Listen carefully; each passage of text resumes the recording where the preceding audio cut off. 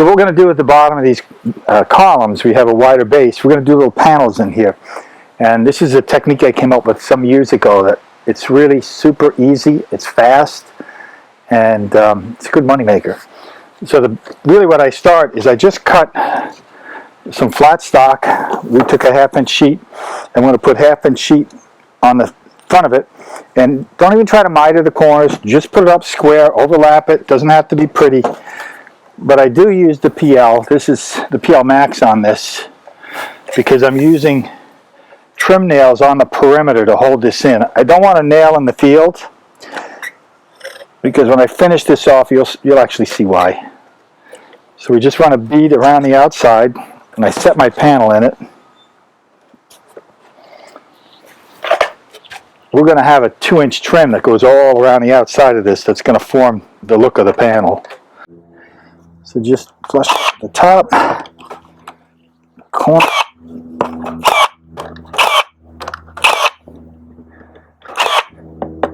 All this is going to get covered with the trim. How about you, dog? You want to get covered with the trim? Excuse me.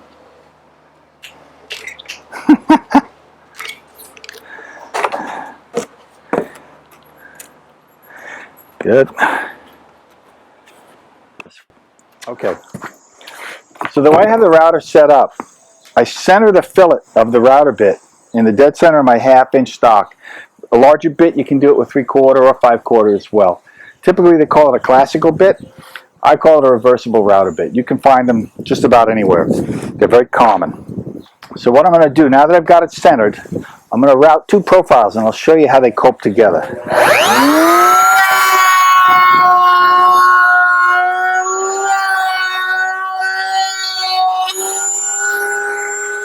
One profile.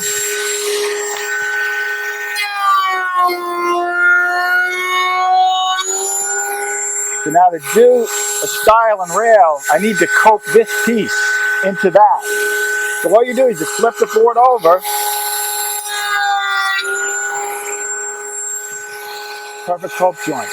You can do a whole series of panels with this, and that's what we're going to do for the column base. So it's a real simple procedure. Maybe Jeff, zoom right in on that bit so they can see how I've got that fillet is kind of dead center. And I've got a fence on here, so it makes it a perfect cut every time. I can fly through this. So what we're going to do is make up outside corners, and pretty much we're just going to glue them together, put a 45 on the end of this, glue it together, make an outside corner. We'll put our corners on, and then we're going to run our rails in between it. Make an outside corner for the column wraps that we're doing. I've beveled both sides at 45 degrees, and that's going to make an outside corner for us. And it's really easy to do, especially with the 1/2 inch stock. You want to get the weld on. It's the 705 PVC glue, but this is the fast setting. It's a medium bond fast setting. So I can do this and pretty much put them together right away. Within 10 minutes, they'll be pretty solid. Only glue one side of the outside of the column. It's not like putting wood together. These are called Collins clamps. Just get it together to my 45. If you want to do a lot of these, I suggest you make just up a little jig that'll position it for you. But for the small amount that we're only doing 8 of these little outside corners, and they're not really big. So I'm just going to use the Collins clamps to position my PVC. I'll let this sit maybe 10 minutes or so, and they'll be set enough to work with. Use as many clamps as you need to be able to close your joint up. Get a perfect outside corner. So what we're going to do is we're going to dress the front of this base up to make it look like a flat panel.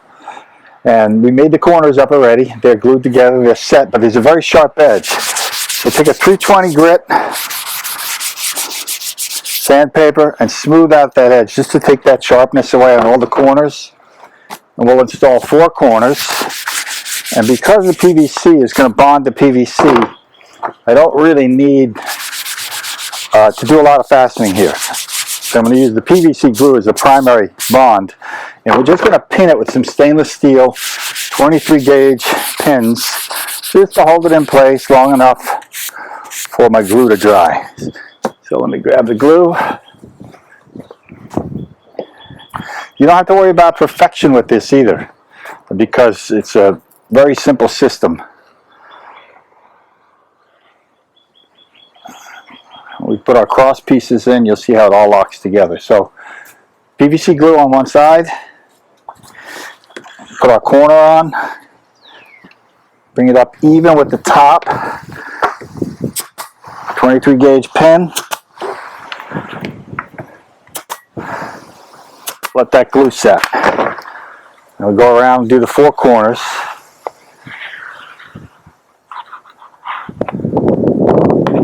Remember, your glue only goes on one side of your PVC. You don't have to do both sides of the PVC.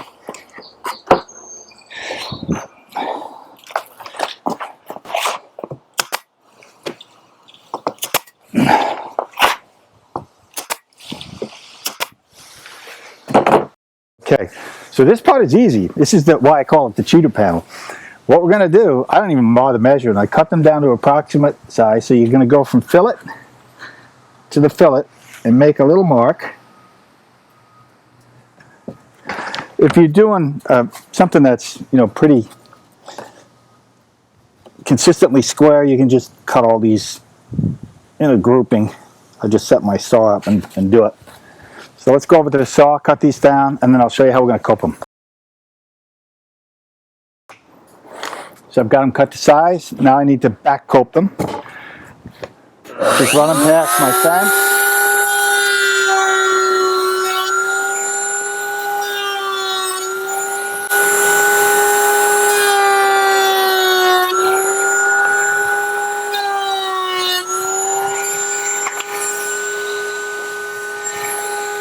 Okay, so this is the fun part of the whole panel procedure. So make sure it fits first. Oops, I'll put it on right side up. Yeah, it's going to fit right in there. Put a little glue on the back. I also like to put some glue on the cope. It'll hold it together. This piece isn't going to move a lot because it's really small. It's only on the larger pieces you need to worry about movement, but just for an example, I would glue that cope anyway. In fact, I want to make a connection to the top panel so it doesn't separate. So put some PVC glue on that. And a 23 gauge pinner just to hold it while the glue sets. If you cut it tight enough, it'll almost hold itself in there. And done. Bottom piece is the same. Want to keep it up off even with the bottom because we're going to put another trim piece on the base.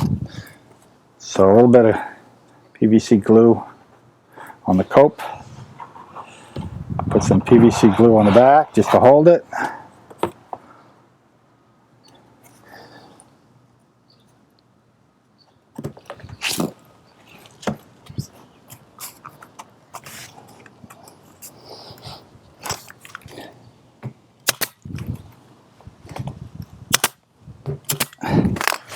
You have a panel that took what? If I didn't talk and try to shoot it with a camera, it would have taken you 2 minutes. Okay, so.